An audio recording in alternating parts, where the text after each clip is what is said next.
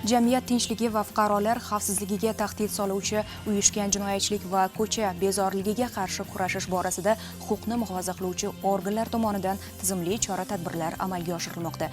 Sariosiyo tumanida o'tkazilgan tezkor tadbir davomida bir guruh shaxslarning jinoiy harakatlariga chek qo'yildi. Tafsilotlar galdagi lavhamizdan o'rin olgan.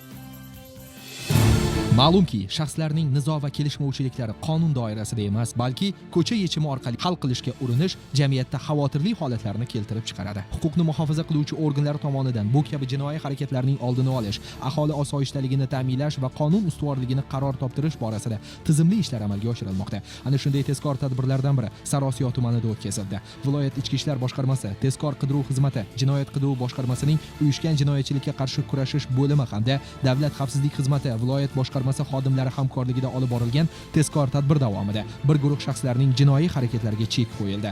Tergovga qadar tekshiruv jarayonida ma'lum bo'lishicha, 1996-yilda Sariosiyo tumanida tug'ilgan jinoiy guruh a'zosi o'zining g'arazli maqsadini amalga oshirish uchun 1984 va 1991-yillarda tug'ilgan shaxslar, shuningdek sportchilar bilan o'zaro jinoiy til biriktirgan. Ular 1990-yilda tug'ilgan jabrlanuvchiga nisbatan bo'lgan adovatni ko'cha yechimi orqali hal qilishni rejalashtirib, jamiyat qoidalarini qasddan mensimasdan ochiqdan ochiq bezorilik harakatlarini sodir etib kelgan. Tezkor tadbirlar natijasida mazkur shaxslar aniqlanib qo'lga olindi. Holat yuzasidan 2026-yil 14-may kuni O'zbekiston Respublikasi Jinoyat kodeksining tegishli moddasi bilan jinoyat ishi qo'zg'atildi. Gumonlanuvchilarga nisbatan qamoqqa olish ehtiyot chorasi qo'llanildi. Ayni vaqtda holat yuzasidan dastlabki tergov harakatlari davom ettirilmoqda. Huquqni muhofaza qiluvchi organlar tomonidan bu kabi jinoiy holatlarning oldini olish va jamiyat osoyishtaligini ta'minlashga qaratilgan tezkor tadbirlar davom ettirilyapti.